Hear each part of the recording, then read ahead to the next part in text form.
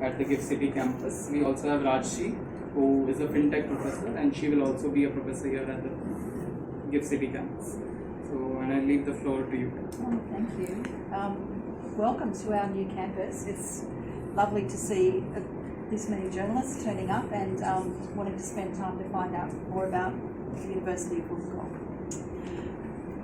It's always interesting to know how to start, but I wanted to start by saying we're very, very thrilled to be here at this moment of India's education policy, and its aspiration to really be a leading nation in terms of education and in terms of having a professionally skilled workforce that can really develop the nation.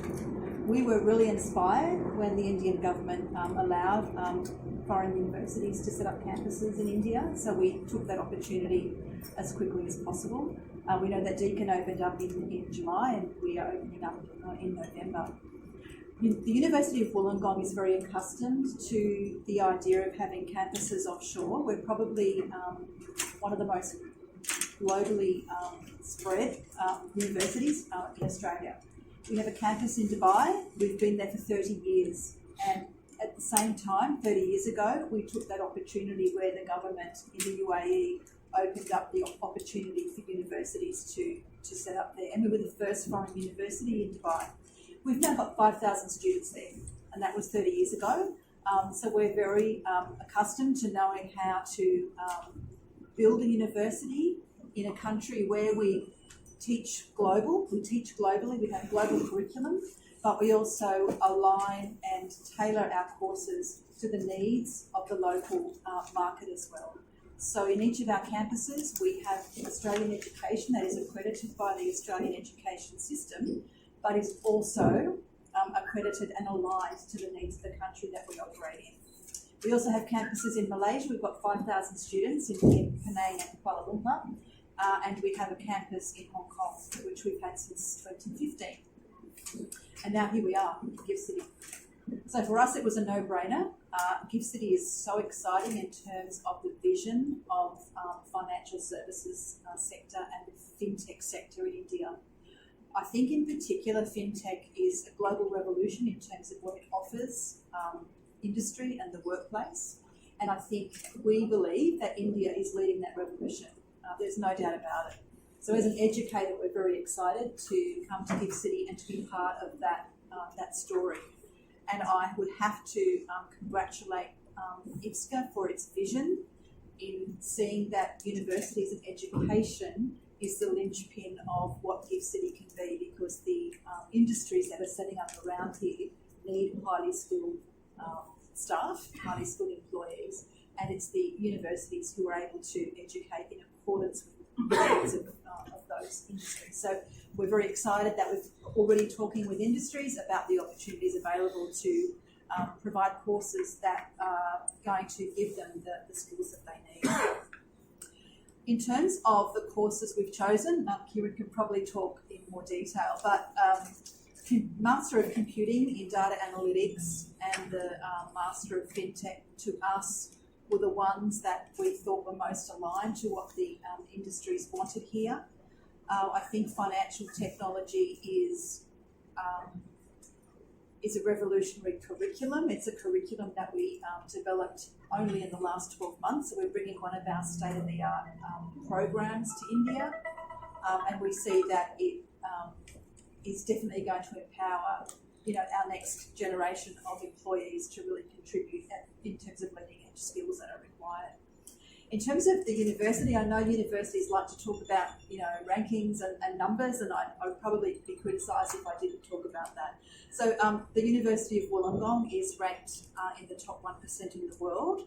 In terms of the courses we've chosen to deliver here, accounting and finance, we're in the top 200. We're coming at about 167. In terms of our School of Business, our Global School of Business, we are AACSB accredited and are recognised amongst the top 6% of business schools globally. So a lot of our programs, even though they're very technical, they are very much based around our business model and about the business skills that people need when they graduate. In terms of fintech, For us, I think we also want to align the fintech model to empowering women in particular. We see fintech as providing revolutionary tools, decision-making tools that empower women to become independent decision makers in their lives around finance. And for this reason, we want to make sure that we are attracting a cohort of female students to be part of our first cohort. So there's a couple of announcements that I think are exciting. They may have made the media already, or they may not have. The first is that we are offering a Women Leaders in FinTech scholarship for our Masters in FinTech program. And this is for women who have, in their undergraduate studies, shown that they have the merit to be very successful students. And we are offering a 50% scholarship for the entirety of that program for a handful of female applicants. The other thing we're doing is we're offering an inaugural scholarship. So for any student who wants to be part of our first cohort, we are offering 50% off the first trimester of fees to make sure that we are providing access to students who are wondering whether the investment might be a bit too much. So that's exciting news in terms of the offering. What I like about the scholarship is that sits on top of what we see as a value offering anyway. So we've set our fees so that they are 50% below what a student would have had to pay if they did the same program in Australia.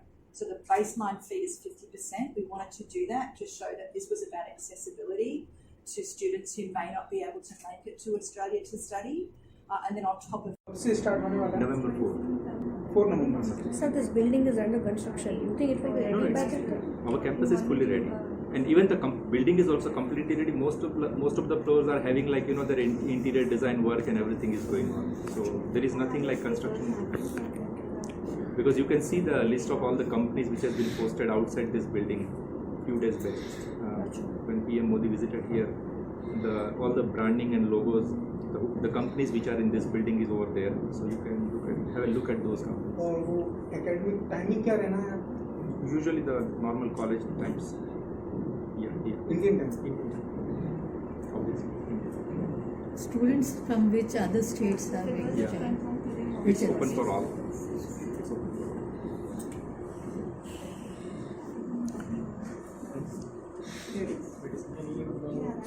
Question?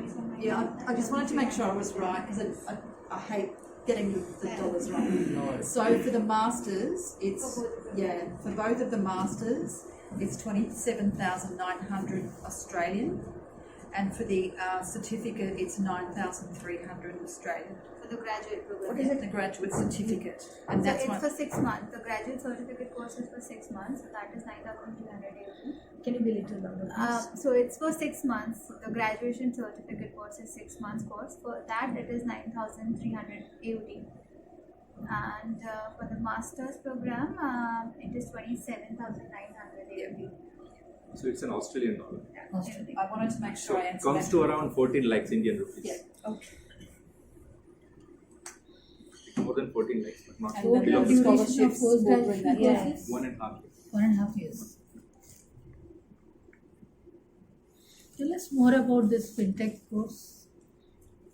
Alright, so see basically again talking about what Kiran said and seconding that, we are based out of GIFT City. The full form itself says FinTech, financial technology. So we are in an ecosystem where we can see the next future is FinTech, and that is exactly why we're setting up the campus here.